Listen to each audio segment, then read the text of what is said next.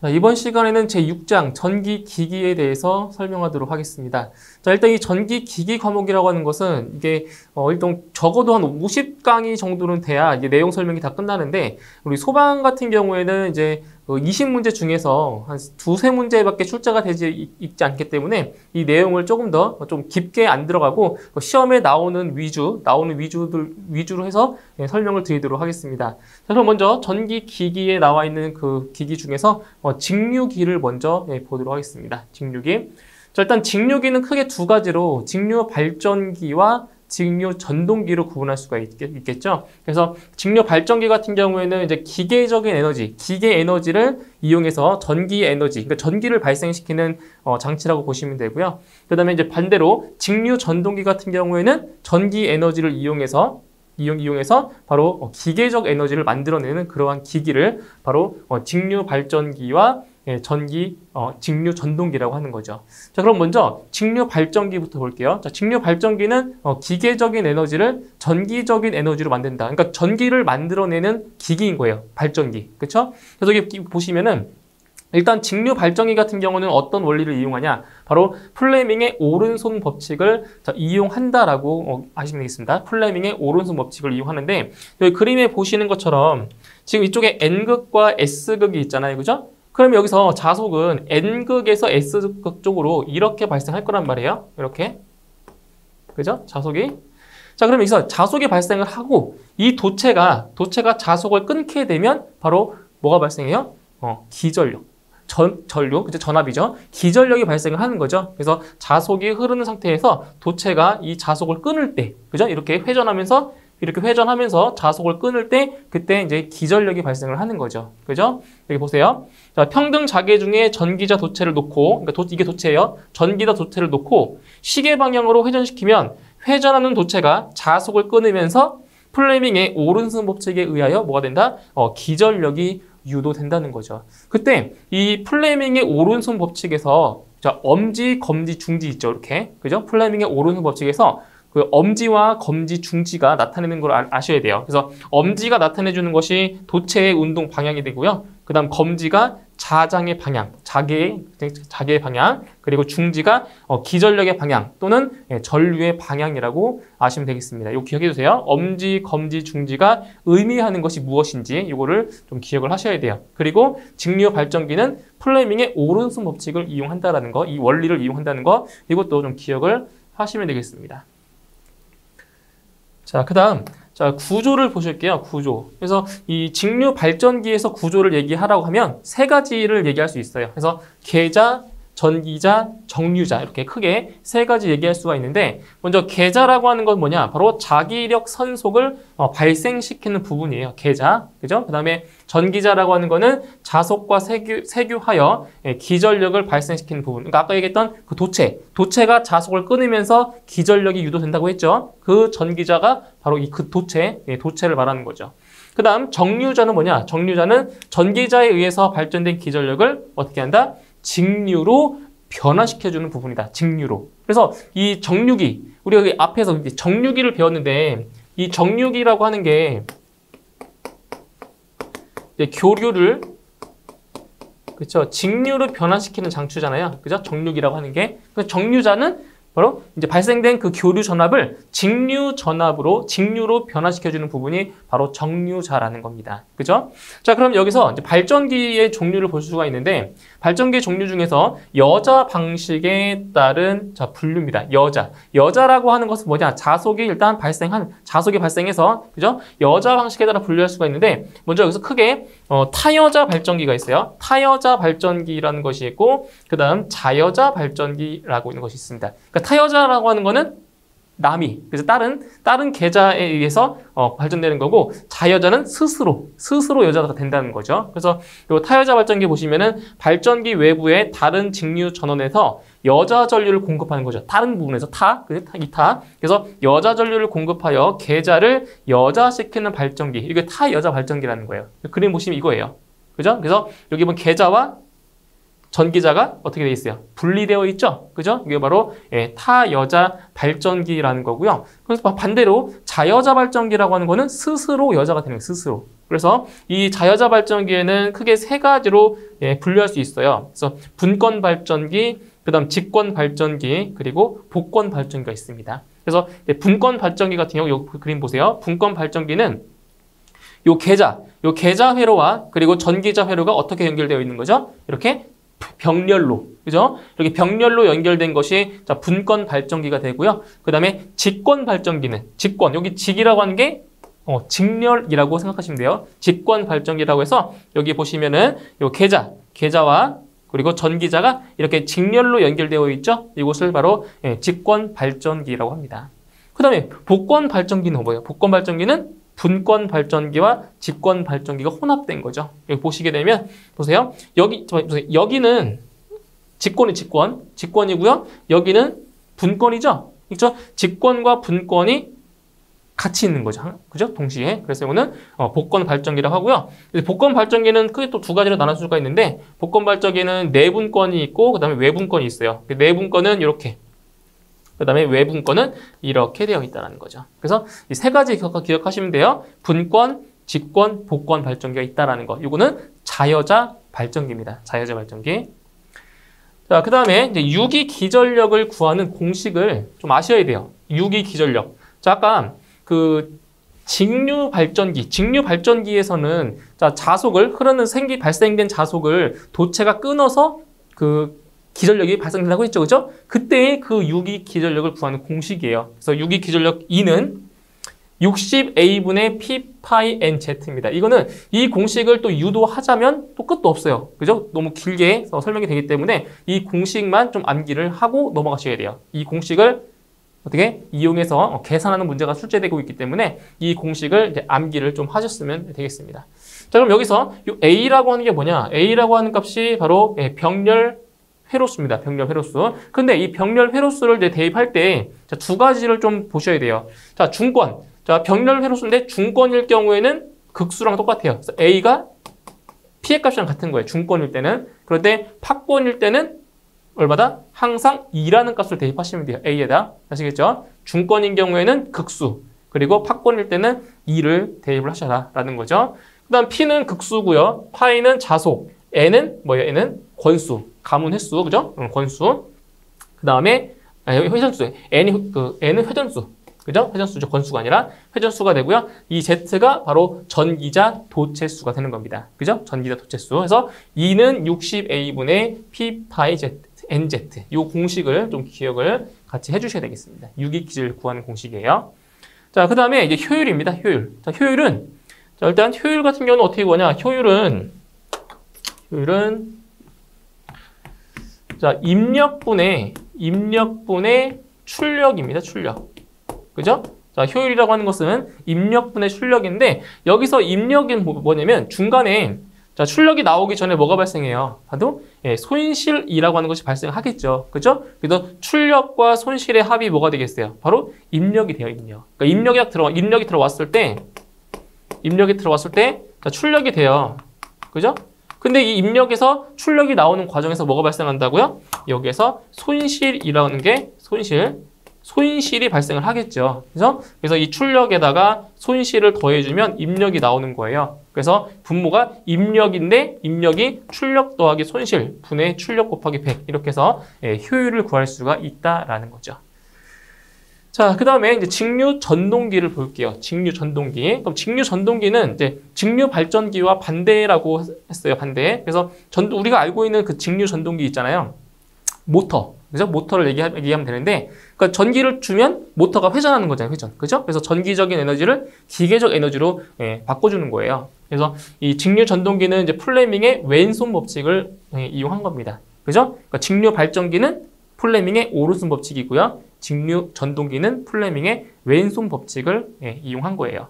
이거죠. 그럼 이렇게 보시면 자, 평등 자개 중에 전기자 도체를 놓고 그죠? 전류를 흘려주면 도체에는 플레밍의 왼손 법칙에 의한 전자력, 자 이거죠. 전자력이 발생이 되어서 어떤 날 시계 반대 방향으로 회전한다는 거예요. 그래서 이 전기자 도체에다가 뭐 하는 거야? 전류를 흘려주는 거죠. 그러니까 전기를 주는 거예요. 전류를 주면 이 도체가 회전하겠죠? 그죠? 회전하면서 뭐가 발생된다고요? 전자력이 발생이 된다고요. 그래서 이거는 뭐야? 전기적인 에너지를 줘서 기계적 에너지를 만들어주는 거죠. 이게 바로 전동기입니다. 전동기. 그럼 이것도 마찬가지로 그 엄지와 검지와 중지가 나타내는 그 값을 아셔야 돼요. 그래서 그는 플레밍의 왼손 법칙이니까 손을 이렇게 놓고, 그죠? 엄지, 검지, 중지를 보시면 돼요. 그래서 엄지가 의미하는 것이 바로 힘의 방향, F. 그죠? 힘의 방향이고요. 그 다음에 검지가 의미하는 것은 자장의 방향, B. 자속 밀도죠, B가. 그 다음에 중지가 나타내주는 것은 전류의 방향입니다, I. 그래서 FBI 이렇게 좀 암기를 하시면 돼요. FBI. 그래서 엄지는 힘의 방향, 검지는 자장의 방향, 또는 자기의 방향, 그리고 중지는 전류의 방향이라는 거. 이거 꼭 기억을 하셔야 되겠고요, 이거. 자, 그 다음에 전동기의 종류는 아까 전동기 그 발전기와 마찬가지로 타여자 전동기와 이제 자여자 전동기 있는데 분권, 직권, 복권 전동기가 있다라는 것만 넘어가시면 되겠습니다. 자, 그 다음에 정격 토크입니다. 토크라고 하는 거는 회전력인데 그 직류 전동기에서 그 토크를 구하는 공식이 나오죠. 토크. 자, 토크는 자 2파이 n분의 60p고요. 자, 이거를 식을 좀 변형을 시켜주면은 바로 k 파이 ia라고 나오는데 토크는 바로 단위가 뉴턴 곱하기 미터죠. 토크는 뉴턴 곱하기 미터인데 여기서 단위를 잘 보세요. 여기는 뉴턴 곱하기 미터고 여기는 킬로그램 곱하기 미터잖아요. 그러니까 뉴턴과 킬로그램의 관계를 보셔야 돼요. 그죠? 그래서 어떻게 되는 거예요? 1kg 중이 9.8 뉴턴이죠. 그렇죠? 9.8 뉴턴이죠. 그러니까 여기에서 9.8분의 1을 곱하면은 이게 나온다는 거예요. 그러니까 단위가 지금 바뀌어요. 단위가 뉴턴 곱하기 미터가 얼마로 바뀐다고요? 킬로그램 미터로 바뀐다고요. 이렇게. 그래서 이게 N은 전격 회전 속도가 되고요. 이 P가 바로 전격 출력이 되는 겁니다. 이렇게 해서 전격 토크, 회전력, 토크를 구할 수가 있는데 어떤 공식을 좀 기억을 하시냐면은 이 공식을 기억하세요. 이 공식. 이거 좀 기억하세요. 0.975 곱하기 N분의 P다라는 이 공식 꼭 기억을 하셔야 되겠습니다. 이게 토크를 구하는 공식이에요. 자, 그 다음에 이제 전동기의 속도를 제어하는 방법이 나와요. 그죠? 속도를 제어하는 방법이 나오는데 여기에서는 어떻게 기억을 하셔야 되냐면 자, 계자를 제어하는 방법이 있고 그 다음에 전압을 제어하는 방법, 그 다음 저항 제어 방법. 이 세 가지가 있어요. 세 가지 제어 방법이 있는데 이걸 구분하셔야 돼요. 이게 전압 제어 방식인지 이게 계자 제어 방식인지를 좀 기억을 하셔야 돼요. 그래서 계자 제어 방식 같은 경우에는 정출력 제어와 이거 있고요. 그다음 정류가 불량하다라는 그런 특징이 있어요. 근데 중요한 건 이거예요. 전압 제어, 정토크 제어라고 하는데 이 전압 제어 방식에는 이게 있다. 워드 레오노드 방식, 일그너 방식, 그리고 직병렬법, 그 다음 초퍼 제어법. 이 네 가지를 기억하세요. 이거는 전압을 제어해서 속도를 제어하는 방법이라는 거. 이거를 기억하셔야 됩니다. 이거. 자, 그 다음에 저항 제어는 전력 손실이 크고 소형 전동기에 사용한다라는 거. 그래서 여기서는 전동기의 속도 제어에서는 이 계자 제어, 전압 제어, 그리고 저항 제어 이 세 개를 좀 구분을 잘 하셔야 되고요. 그죠? 자, 그 다음에 직류 전동기의 제동법. 그러니까 제동이라고 하는 거는 멈추는 거잖아요. 그렇죠? 멈추는 그 방법 세 가지를 좀 기억을 하셔야 됩니다. 그래서 직류 전동기의 제동법에는 역전 제동, 그다음에 발전 제동, 그다음에 회생 제동 요 세 가지가 있는데 요 세 가지 암기해 주시면 돼요. 그래서 역전 제동부터 보시면은 자, 역전이라고 하는 거는 바꾸는 거잖아요. 그렇죠? 그래서 전동기를 전원에 접속된 상태에서 전기자의 접속을 그리고 반대로 해서 전기자의 접속을 반대로 해서 회전하고 있는 방향과 그 반대 방향으로 뭘 준다? 토크를 발생시켜서 급속히 정지하거나 역전하는 방법이 바로 역전제동 또는 역상제동이라고 합니다. 그 다음 발전제동 보세요. 운전 중인 전동기를 전원에서 뭐한다? 전원에서 분리해서 그 발전기로 작용시키고 회전체의 운동 에너지를 전기적인 에너지로 변환하여 이것을 저항해서 열 에너지로 소비시켜 제동하는 방법이다. 이것도 발전 제동이라는 거고요.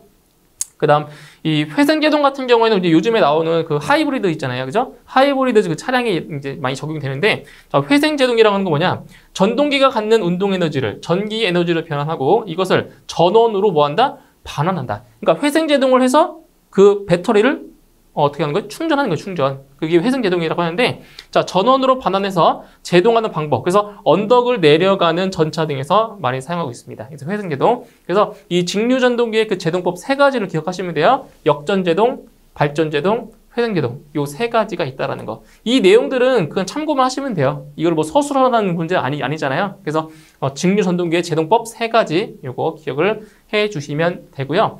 그 다음에 직류 전동기도 마찬가지로, 자, 효율 있죠, 효율. 그죠? 효율이 있는데, 자, 발전기 같은 경우는 자, 입력분의 출력으로 구했잖아요. 똑같아요. 이 효율도, 이것도, 자, 입력분의 출력이에요.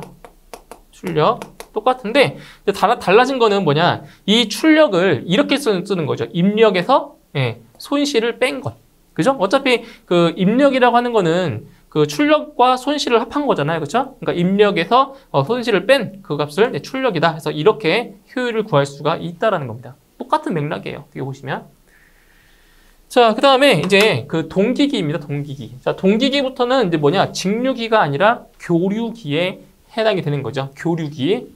그래서 이 동기기라고 하는 건 뭐냐? 정상 운전 상태에서 주파수와 자극수. 자, 주파수와 자극수에 의해서 결정되는, 자, 일정한 동기 속도로 회전하는 동기 속도, 일정한 속도예요. 일정한 속도. 일정한 동기 속도로 회전하는 전기 기기로 동기 발전기와 이것도 동기 전동기가 있습니다. 그래서 이 동기 속도를 이제 뒤에 또 나올 건데, 이 동기 속도라고 하는 게 이게 P분의 120F거든요. 이게. 그죠? 동기 속도가 이건데, 그래서 여기 나와 있는 그 극수, 극수와 주파수, 이거에 의해 결정이 되는 거예요. 동기 속도는. 그래서 이 동기 속도는 주파수에 비례하고 극수에 반비례한다는 것도 있겠죠. 그죠? 그래서 주파수와 자극수에 의해서 결정되는 일정한 동기 속도로, 자, 회전하는 그러한 전기 기기를 바로 동기기라고 합니다. 동기기. 자, 이 동기기에서는 딱 한 가지 정도만 기억하시면 돼요. 동기기는 한 가지 기억하시면 되는데, 이 다음에 나오는 그 동기발전기의 병렬 운전 조건이 있어요. 그것만 이제 기억하시면 되고요. 자, 여기 보세요. 자, 동기발전기. 자, 우리 그 직류기에서는, 자, 이 자속이 발생한 상태에서 도체를, 이게 회전시켰죠, 도체를 움직여서 그 기전력을 발생했단 말이에요. 그죠? 그런데 이 동기기는 반대로 이 전기자는 고정되어 있는 상태에서 누구를? 요 자석, 요 계좌를 회전시키는 거예요. 반대로. 맞죠? 네, 그래서 이 반대 개념이라고 보시면 돼요. 그래서 동기발전기는 뭐냐? 동기발전기. 발전소에서 사용하는 수차 또는 증기 터빈으로 운전되는 교류발전기. 그래서 이 동기기는 교류기에 해당이 되는 거예요. 자, 교류발전기는 대부분의 삼상 동기발전기다라는 거. 그리고 이제 동기전동기는 이거는 마찬가지로, 예, 전기 에너지를 기계적 에너지로 바꿔주는 거죠. 그래서 정속도 전동기로서 비교적 회전수가 낮고 큰 출력이 요구되는 부하에 이용되며 전력계통의 전류세기, 역률 등을 조절할 수 있는 동기 조상기로 사용되며 최근에는 정밀속도 제어 전동기로 사용한다. 그래서 이 동기 발전기와 동기 전동기가 있다라는 거, 이것만 좀 참고하시면 돼요. 뭐 이게 시험에 직접적으로 나오진 않아요. 그래서 시험에 나오는 거는 여기입니다. 이거는 반드시 기억하셔야 돼요. 동기발전기의 병렬 운전 조건, 이거 꼭 기억을 해 두셔야 됩니다. 자, 어떤 거냐? 바로 전부 다 기전력이죠. 그죠? 기전력의 크기, 위상, 주파수, 파형이 같을 것. 그죠? 일단 병렬 운전이 되려면. 그 다음에 여기서, 자, 3상인 경우. 자, 3상인 경우에는 그때는 회전 방향이 뭐 할 것? 같을 것. 그래서 이걸 어떻게 좀 암기를 하시냐면은, 자, 요거 네 가지 보세요. 네 가지. 어떻게 암기하시냐면, 이렇게 암기하시면 돼요. 파크가 뭐예요, 파크가? 공원이죠, 공원. 그죠? 예, 파크 주위, 공원 주위다. 라고 해서 파형, 크기, 주파수, 위상. 이렇게 좀 암기해 주세요. 기전력의 파형, 크기, 주파수, 위상이 같을 것. 그죠? 그러니까 이거는 많이 안 나와요, 이거는. 안 나오고, 이제 이거를 물어보는 것이 많이 출제가 되고 있죠. 그래서 동기기에서는 이거 한 가지만 좀 기억을 확실히 해주세요. 동기기에서는. 뭐 나머지도 좀 중요한 내용도 많겠죠. 그거 많은데 시험에는 안 나와요. 이거 빼고는. 그죠? 이거만 좀 기억을 좀 같이 해주세요. 자, 그 다음에 이제 세 번째로 나와 있는 것이 이제 변압기입니다. 변압기. 자, 이제 변압기 같은 경우에는 어때요? 이거는 회전하는 기기가 아니라 이거는 정지되어 있는 기기예요. 변압기는. 그래서 이 변압기라는 말은 많이 들어봤을 거예요. 뭐 전압을 더 올린다, 전압을 뭐 낮춰준다. 그러니까 변압이라고 하는 게 전압을 변화시켜 주는 거잖아요. 그죠? 그래서 이 높은 전압을 낮은 전압으로 뭐 하거나 낮추거나 낮은 전압을 높은 전압으로 높일 때 사용하는 정지기기죠. 그러니까 회전하는 것이 아니잖아요. 딱 정지되어 있는 기기란 말이에요. 정지기기로 전력이 들어가는 쪽이 1차 측, 그리고 나가는 쪽이 2차 측이 되는 겁니다. 그래서 이 그림을 보시게 되면 이쪽이 뭐예요? 이쪽이 1차 측입니다. 1차 측. 1차 측 또는 전원 측이라고 하죠. 전원 측. 전원 측. 그 다음에 여기 나가는 쪽 여기가 2차 측이에요. 2차 측. 여기를 다른 말로 부하 측이라고도 하죠. 부하 측.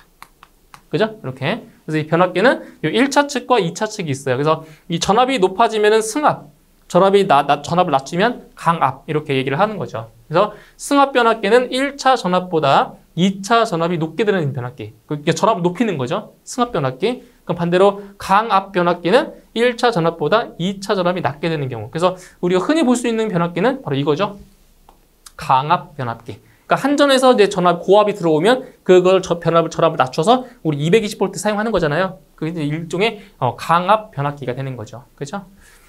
자, 그럼 원리는 뭐냐? 바로 이 변압기의 원리는 자, 어떤 법칙이냐? 이걸 좀 기억해 두세요. 전자유도 법칙.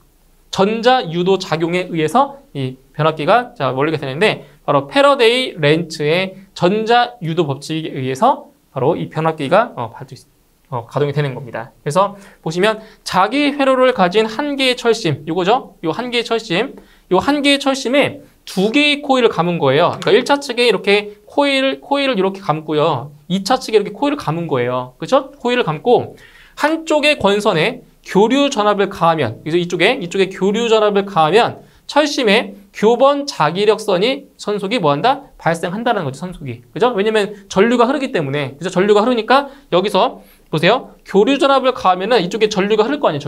전류가 흐르면 뭐가 발생한다고요?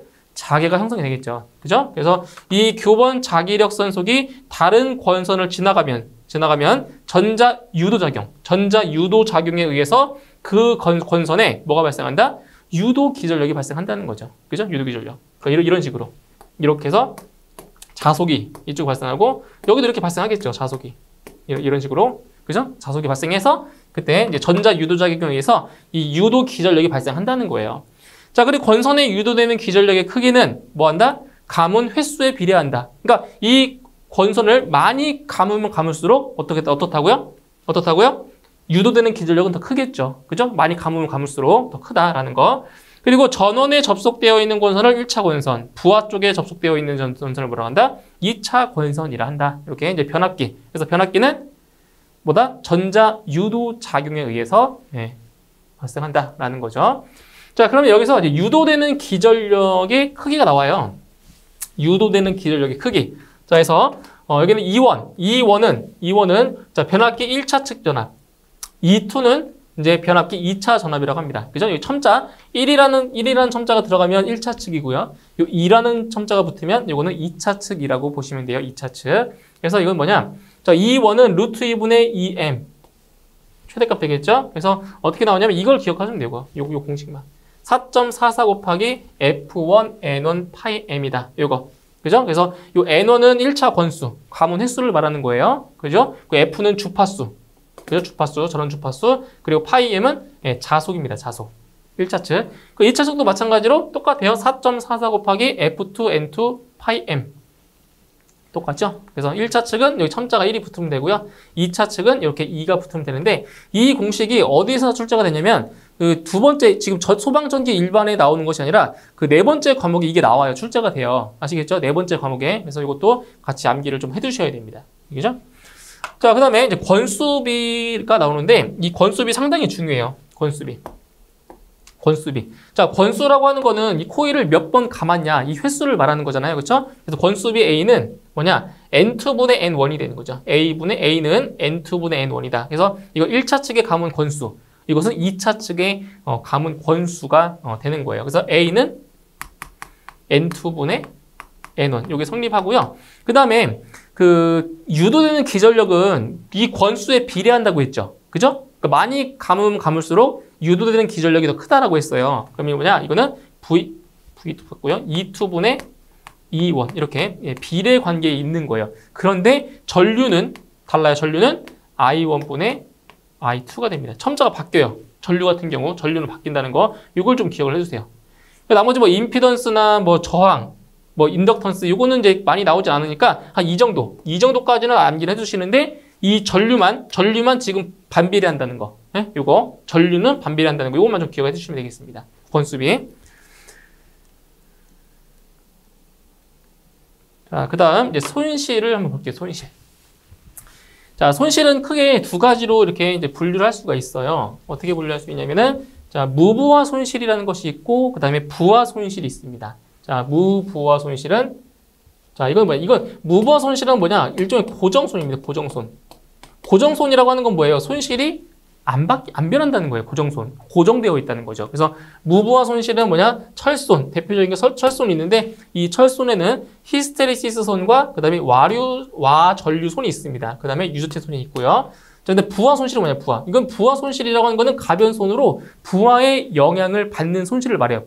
부하의 영향을 받는다. 그래서 저항손. 그죠? 동손. 자, 동손에 나오는 저항손, 그리고 표류, 부하손 이런 것들이 대표적인 부하 손실이라고 합니다. 가변손. 그래서 이 두 가지 기억해 두시고요. 그다음 참고 사항으로 이 철심의 손실 중에서 자, 이걸 기억하셔야 돼요. 자, 이 규소 강판을 사용하는 이유가 뭐냐? 규소 강판을 사용하는 이유는 바로 히스테리시스 손을 감소시키기 위해서 규소 강판을 사용하는 겁니다. 그러니까 100% 철심을 이용하는 것이 아니라 그 철에다가 약간의 몇 퍼센트의 규소를 첨가를 하는 거예요. 왜? 바로 이 히스테리시스 손을 감소하기 위해서 규소 강판을 사용을 하는 거죠. 그 다음에 성층. 자, 성층하는 이유는 뭐냐? 이 성층이라고 하는 거는 그 얇은 판을 겹겹이 쌓는 거예요. 성층이라고 하는 거는. 그래서 이 성층을 하는 이유는 바로 뭘 감소하기 위해서? 와류손의 감소를 위해서 성층을 하는 이유입니다. 자, 그 다음에 그럼 이 규소 강판을 자, 성층으로 하는 이유는 뭐냐? 바로 이게 중요한 거죠. 철손을 감소시키기 위해서 규소 강판을 성층으로 하는 거예요. 아시겠죠? 그래서 철손을 감소시키기 위해서 그래서 철손은 히스테리시스 손과 그리고 와류손을 합한 게 철손이라고 했죠. 그렇죠? 이거를 다 종합해 놓은 거라고 보시면 돼요. 그래서 규소 강판을 성층으로 하면 철손을 감소시킬 수 있다. 이 사항을 기억을 해주시면 되겠습니다.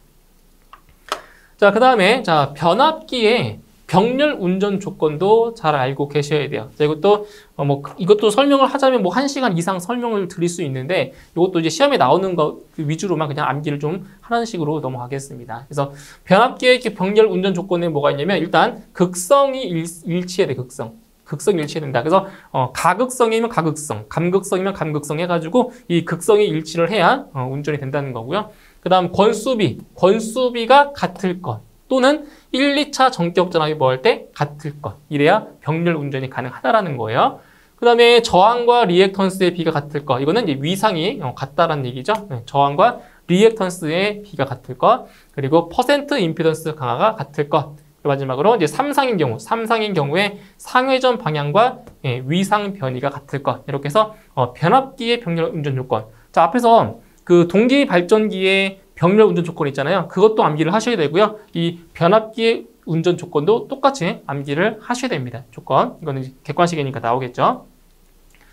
자, 그 다음에 이제 변압기의 효율이 나오는데 자, 먼저 규약 효율은 뭐냐? 이제 변압기의 효율도 마찬가지로 효율은 입력분의 출력으로 구할 수 있잖아요. 그래서 입력분의 출력.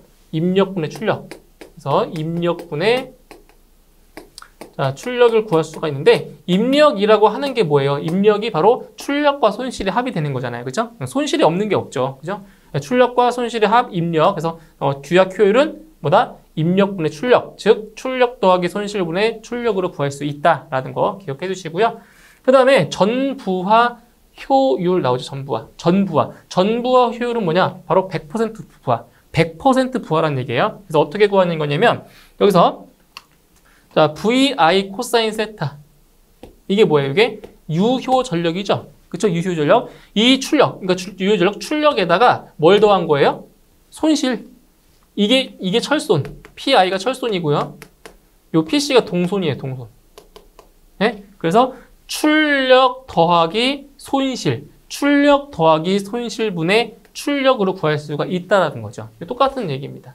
아시겠죠? 예, 출력 더하기 손실 분의 출력이라는 거, 이걸 식으로 나타낸 것 뿐이에요. 자, 그러면은 n분의 1 부하다. 자, 100% 부하가 아니라 n분의 1 부하인 경우에는 자, 효율이 어떻게 되냐? 자, 아까 말씀드렸죠? 부하의 영향을 받는 것은 뭐라고요? 동손이라고, 동손. 그죠? 동손이라고 했어요. 그래서 이 n분의 1 부하인 경우에는 자, 출력에 n분의 1배 해주시면 돼요. 출력. 마찬가지 출력에다가 n분의 1배 해주시고요. 그런데 이 철손은 변해요, 안 변해요? 안 변한다고요. 이거는 고정손이 돼서 이거 안 변한다고요. 부하가 뭐 2분의 1이든 3분의 1이든 안 변해요. 그런데 이건 변하죠. 동손은 이렇게 변합니다. n분의 1의 제곱으로. 아시겠죠? 그래서 만약에 이게 예를 들어서 2분의 1 부하다. 전부하가 아니라 2분의 1 부하다라고 하면 여기다 어떻게 얼마 곱해줘야 돼요? 여기다 2분의 1, 여기도 2분의 1 곱해줘야 되고요. 여기는 2분의 1의 제곱을 곱해줘야 돼요. 제곱. 아시겠죠? 2분의 1의 제곱을 자, 곱해줘야 된다. 그래서 n분의 1 부하인 경우에는 자, 누구만 영향을 받는다? 철손은 영향 안 받고 그리고 동손만 영향을 받는다라는 거 이거 좀 기억을 해주세요. 자, 그 다음에 전손실 전력량이 나오죠. 네, 이것도 계산 문제로 출제가 되고 있어요. 그래서 전력량 구할 때 지금 여기서 PI 여기 PC 이게 이제 손실이죠. 철손과 그 다음 동손이에요. 철손과 동손이고요. 여기 곱해져 있는 이 T가 바로 시간입니다. 시간 단위는 hour. 네? hour가 되는 거죠. 그래서 이 앞에 있는 이 손실은 전손실. 그리고 여기에서는 뭐예요? 부하가 n분의 1 부하일 때. n분의 1 부하일 때 그때의 손실을 구한 거죠. 근데 여기서 철손 같은 경우는 이제 부하에 영향 안 받는다고 했죠. 동손만 영향을 받기 때문에 이 동손에다가 n분의 1의 제곱을 곱해서 더해주는 거예요. 아시겠죠? 이렇게. 그러니까 이거죠. 그러니까 총 4시간인데 총 4시간 중에 2시간은 전부하, 2시간은 2분의 1 부하다라고 하면 여기 2시간은 이 전부하로 계산해 주시고요. 여기 나머지 2시간은 이렇게 n분의 1 부하, 2분의 1 부하로 계산해 주시면 된다는 거예요. 아시겠죠? 이렇게 전부하일 때 그리고 2분의 1 부하일 때 각각 나눠서 계산해 주시는 거예요.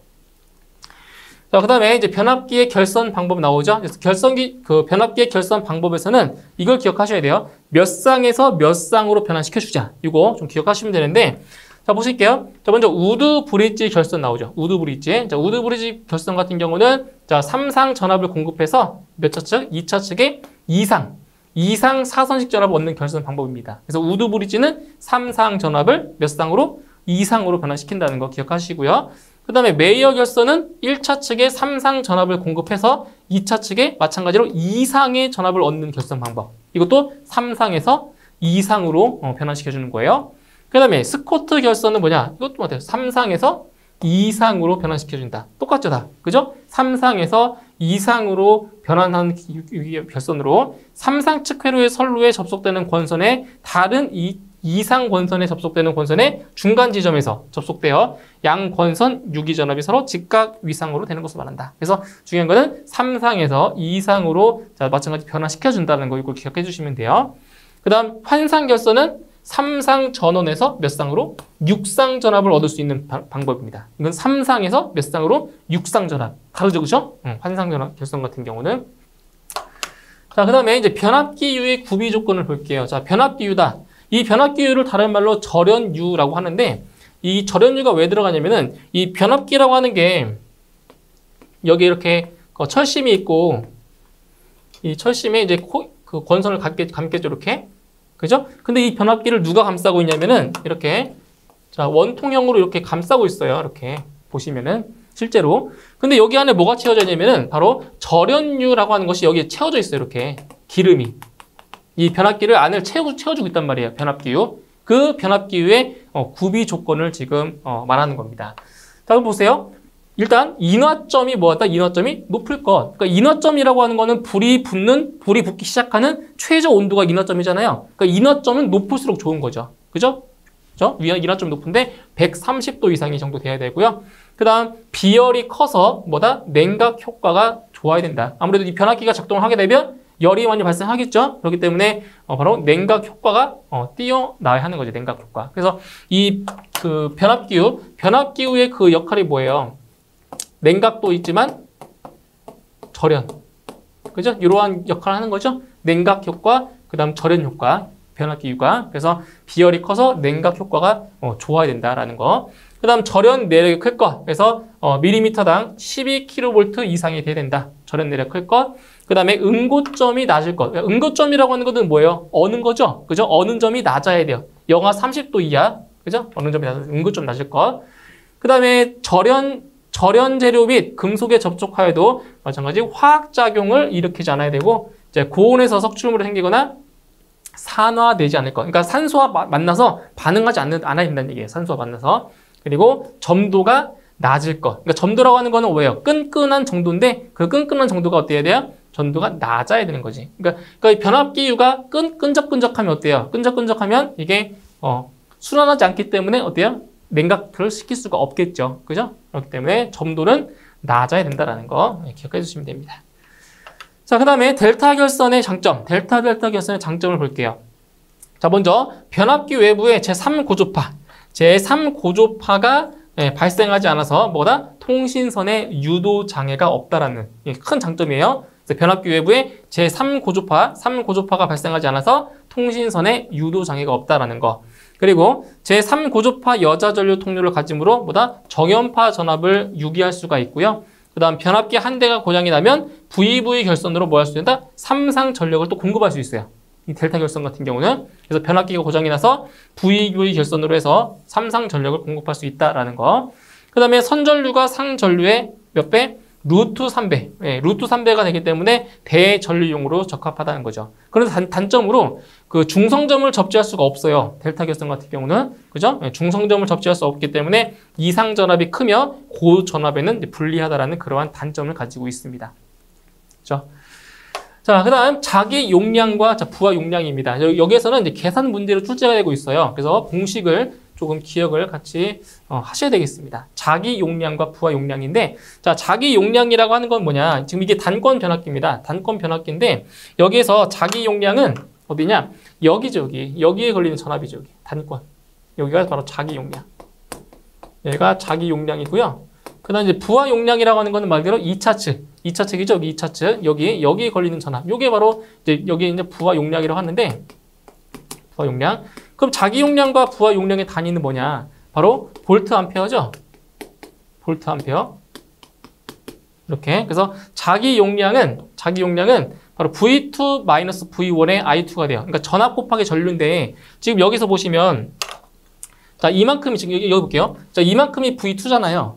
그럼 여기 이만큼에는 지금 V1만큼 걸렸잖아요. 그죠? 그러면 여기는 얼마큼 걸리냐? 여기에 걸리는 전압은 V2 마이너스 V1이라는 거죠. V2에서 V1을 뺀 거. 여기는 이제 V2 마이너스 V1이 돼요. 그래서 이 자기 용량은 V2 마이너스 V1에다가 전류 I2죠. 여기 전류 I2를 곱한 것이 바로 자기 용량이라고 하는 거죠. 그럼 부하 용량은 간단하죠. 부하 용량은 V2 곱하기 I2죠. V2 곱하기 여기 I2가 흐르니까 그죠? 이게 부하 용량이 되는 거예요. 그래서 이제 문제에서는 이제 무엇을 물어보냐? 이걸 물어봐요.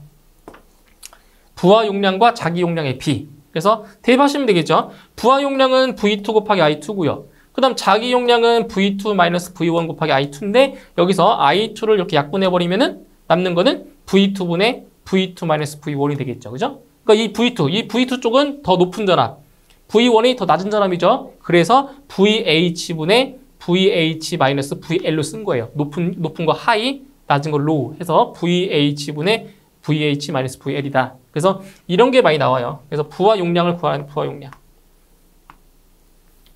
이렇게 해주면 되겠죠. 자기 용량은 부하 용량에다가 곱하면 되겠죠. VH분의 VH 마이너스 VL. 이렇게도 물어볼 때가 있고요. 또는 부하 용량을 구하라고 하면 부하 용량. 그럼 부하 용량은 자기 용량 곱하기 이거 뒤집어주면 되겠죠? VH-VL분의 VH다. 이렇게도 구할 수가 있는 거죠. 이 공식을 파생시켜서. 그죠? 이렇게 계산 문제로 출제가 되고 있으니까 이 단권 변압기 좀 기억을 잘 하셔야 돼요. 자, 이제 그 다음에 유도기를 볼게요. 유도기. 자, 유도기를 보실 건데, 자, 유도기도 마찬가지로 교류기 중에 하나예요. 유도기 보시면 유도 어떤 거냐? 자, 교류로 동작하는 전동기의 대표적인 예로 고정자와 회전자. 이제 고정자는 이제 가만히 있다는 거고요. 회전자가 도는 거예요. 그죠? 고정자와 회전자로 구성이 되는데, 교류 전기로 고정자의 회전 자기장을 발생시키고, 도체의 회전자의 유도 전류를 발생시키면 회전자가 전자 기력을 받아서 회전 자기장에 대응하여 뭐한다? 회전 운동을 하는 그 원리로 작동하는 것을 이제 유도기라고 해요. 그래서 이 유도기를 이제 어떻게 보시냐면 먼저 기동하는 방법을 보셔야 돼요. 기동법. 자, 기동법 보시게 되면 자, 이 유도 전동기는 단상 유도 전동기가 있고 그리고 이제 삼상 유도 전동기가 있어요. 그래서 단상 유도 전동기에 어떤 기동법이 있고 그리고 삼상 유도 전동기에 어떤 기동법이 있는지를 좀 기억을 하셔야 돼요. 그래서 단상 유도 전동기에는 분상 기동형, 반발 기동형, 그 다음에 반발 유도형, 그 다음 쉐이딩 코일형, 콘덴서 기동형. 자, 여기 있는 요 내용들은 모르셔도 돼요. 그냥 한번 쭉 읽어보세요. 이런 방법이다라는 거 읽어보시고, 단상 유도 전동기의 그 방법형, 유형, 이런 게 있다라는 걸 기억하셔야 돼요. 단상 유도 전동기에는 분상 기동형, 반발 기동형, 반발 유도형, 그리고 쉐이딩 코일형, 콘덴서 기동형, 이런 게 있다라는 거 기억 좀 해주시고요. 자, 그와 반면에 그 삼상 유도 전동기도 있어요. 자, 삼상 유도 전동기가 있는데 삼상 유도 전동기에는 크게 두 가지로 나누면 농형 유도 전동기가 그리고 권선형 유도 전동기가 있어요. 삼상이에요, 삼상. 삼상 유도 전동기에는 농형 유도 전동기와 그리고 권선형 유도 전동기가 있다라는 거. 근데 여기서 그 농형 유도 전동기의 그 기동법에는 뭐가 있냐 보세요. 전전압 기동법, Y델타 기동법, 이게 중요하죠. Y델타. 그 다음 기동보상기법, 리액터 기동법, 그리고 콘드로파법 이렇게 있습니다. 이건 농형입니다. 농형 유도 전동기인데 여기서 이걸 좀 보시면 돼요. 일단 전전압 기동 같은 경우는 뭐냐? 바로 5kV 이하, 5kW 이하의 소용량의 전동기 이용해서 사용을 하고요. 그 다음에 Y델타 기동이 중요해요. 이 Y델타 기동을 왜 하냐? 바로 기동 전류를 작게 하기 위해서 이제 Y델타 기동을 하는데 먼저 Y결선으로 먼저 기동을 해요. 그 다음에 이제 전격 속도가 도달하면은 델타 결선으로 바꿔서 운전을 한다는 거예요, 이게. 그래서 기동 전류를 작게 하기 위해서 그런 거예요. 그래서 그 5kW를 초과하거나 15kW 이하인 경우에 바로 Y델타 기동을 씁니다. 일반적으로. 그 다음에 이제 기동 보상기법은 이제 15kW를 초과했을 때 이제 사용하는 방법이고요. 그 다음 그 리액터 기동. 그러니까 직렬로 리액터를 접속해서 기동하는 방법이고요. 그다음 콘드로파법은 기동보상기법과 리액터 기동법을 혼합한 방법. 이게 바로 콘드로파법이다라는 거. 그래서 중요한 건 이거예요. 농형 유도 전동기의 기동법. 요 5가지를 기억하시면 돼요. 5가지. 그 다음에 이 권선형 유도 전동기 같은 경우는 이걸 좀 기억하시면 돼요. 2차 저항. 2차 저항. 2차 저항이 들어가잖아요. 2차 저항이 들어가는 거는 다 권선형입니다. 권선형. 아시겠죠? 권선형 2차 저항 기동법. 이거는 비례추의 특성을 이용해서 기동하는 방법이고요. 뭐 게르게스법 이런 것들 해서 권선형 유도 전동기에 속해 있다는 거 좀 기억을 하시면 되겠습니다.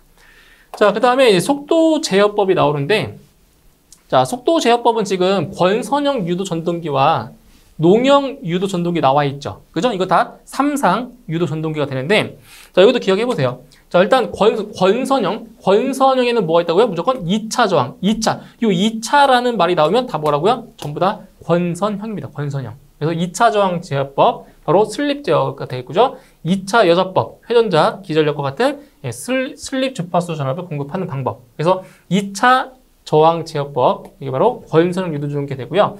이걸 좀 기억해 두세요.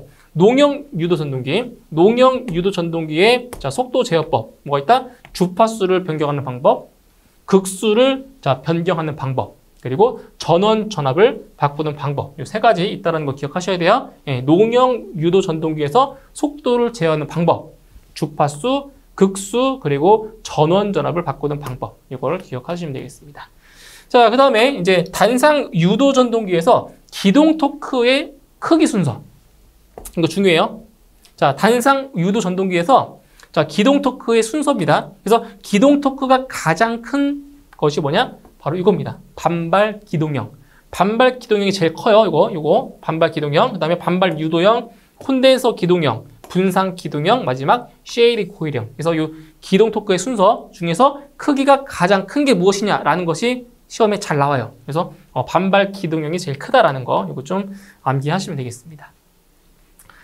자, 그 다음에 이제 회전수와 슬립이 나오죠. 자, 회전수. 자, 동기속도라는 것이 나와요. 동기속도. 자, 동기속도는 아까 앞에서 그 동기기 할 때 말씀드렸잖아요. 그래서 동기속도 NS는 극수분의 120F다. 그죠? 요거, 이 공식에다 대입을 해서 푸는 문제들이 많이 나오고 있어요. 그래서 동기속도 NS는 P분의 120F고요. 그 다음 슬립. 자, 슬립이 나오는데 여기서 그 슬립을 풀려면 동기속도와 그리고 그 회전속도. 자, 회전속도를 알아야 되는데 회전속도 N은 바로 동기속도에다가 1-S를 곱한 거예요. 그때 요 S를 갖다 뭐라고 하냐? 이것을 슬립이라고 하죠. 슬립. 그래서 요 동기속도에다가 바로 P분의 120F를 놓고 식을 또 만들 수가 있습니다. 그래서 이걸 이용해서 슬립도 구할 수 있고 또는 바로 회전자 속도도 구할 수 있는 겁니다. 이게 동기속도와 슬립에 관한 내용이고요. 그 다음에 이제 펌프의 동력을 계산하는 거. 이거는 실기 시험에서 많이 나오죠. 실기에서 많이 다루고 있는데 여기서 간간히 이제 한 문제씩 출제가 되고 있어요. 그래서 펌프의 동력을 계산하는 방법. P는 이타분의 9.8 QHK라는 거. 이거는 이제 펌프의 그 동력, 그죠? 전동기의 그 동력을 이제 물어보는 거예요. 그래서 이타분의 9.8 QHK인데 요 이타는 이제 펌프의 효율을 나타내 주고요. Q는 이제 유량. 그 다음에 H는 양정, 그리고 K는 여유 계수를 나타내 줍니다. 그죠? 이렇게 해서 구할 수가 있어요. 자, 그 다음에 유도 전동기에서 이제 회전력. 자, 토크인데 여기에서는 이제 어떤 걸 기억을 하셔야 되냐면은 이 토크가 자, 어디에 비례하냐? 요 2차 전압 있죠? 2차 전압의 제곱에 비례한다라는 걸 좀 기억해 두세요. 자, 뭐라고요? 토크는 누구에 비례한다고요? 요 2차 전압의 제곱에 비례한다는 거. 요거 좀 하나만 기억을 해주세요. 이 공식을 암기할 필요는 없어요. 그래서 토크는 2차 전압의 제곱에 뭐한다? 비례한다라는 거. 요걸 좀 기억을 하시고 넘어가시면 되겠습니다. 자, 그 다음에 이제 마지막으로 이제 서보 전동기에 대한 건데, 서보 전동기 같은 경우는 뭐냐? 서보 기구는 이게 자동 제어에서 이제 공부를 했어요. 자동 제어에서. 그래서 서보 기구의 최종단에 설치되는 어떤 부다? 조작부입니다. 조작부. 자, 조작부로서 직선 운동이나 회전 운동을 하며 정확한 제어가 가능하다. 그래서 일종의 CCTV나 로봇, 프린터 등의 바로 이 서보 전동기를 많이 사용하고 있어요. 그러니까 각도 조절이나 그죠? 이게 움직임을 조절을 좀 쉽게 할 수 있다는 장점이 있어요. 그래서 이 H 서버 전동기의 일반상을 보시면 큰 회전력이 요구되지 않는 시스템에 사용되는 전동기입니다. 그죠? 그러니까 이 CCTV 같은 경우 보세요. 이게 크게 회전하지 않잖아요. 그죠? 이렇게 움직이면서 다 감시하잖아요. 그 다음에 고정자의 기준 권선에는 정전압을 인가하며 제어 권선에는 제어용 전압을 인가한다라는 거. 그리고 기준 권선과 제어 권선에 두 고정자 권선이 있으며 90도의 위상차가 있는 이상 전압을 인가해서 회전 자계를 만든다라는 사항. 그리고 이거 보세요. 적분 요소와 1차 요소의 직렬 결합. 적분 요소와 1차 요소의 직렬 결합으로 취급한다라는 거 이거 기억해 주세요. 아시겠죠? 1차 요소입니다. 1차 요소. 그 다음에 서보 전동기의 특징을 보시게 되면 직류 전동기가 있고 그 다음에 교류 전동기가 있어요. 그러니까 서보 전동기는 직류만 있는 것이 아니라 직류 전동기도 있고 교류 전동기도 있다라는 거예요. 그 다음에 정역회전이 가능하다. 그러니까 정회전과 역회전이 모두 가능하고요. 그 다음에 급가속이나 급감속이 가능하고 저속 운전이 용이하다라는 그러한 특징들이 있습니다. 자, 이렇게 해서 전기 기기에 대한 내용을 다 설명을 드렸어요. 제가 이제 너무 깊게 설명을 드리지 않고 이제 시험에 나오는 것 위주로 이렇게 설명을 드렸는데 더 깊이 있는 강의를 원하시면 이제 저희가 이제 전기 기사에서도 전기 기기를 다루고 있기 때문에 그 강의를 조금 보시면서 보충하시면 될 것 같고요. 제가 설명드린 거는 시험에 나오는 위주에 대해서 얕게 설명을 드린 거기 때문에 이번 한 강의로 다 끝낸 겁니다. 원래는 이게 이 전기기기라는 과목 자체가 내용이 방대하기 때문에 그걸 공부하시기에는 시간적으로 많이 어려움이 있습니다. 그래서 시험에 나오는 것 위주로 설명드렸으니까 그렇게 좀 이해해 주시고요. 저는 이번 강의 여기서 마치도록 하겠습니다. 수고하셨습니다.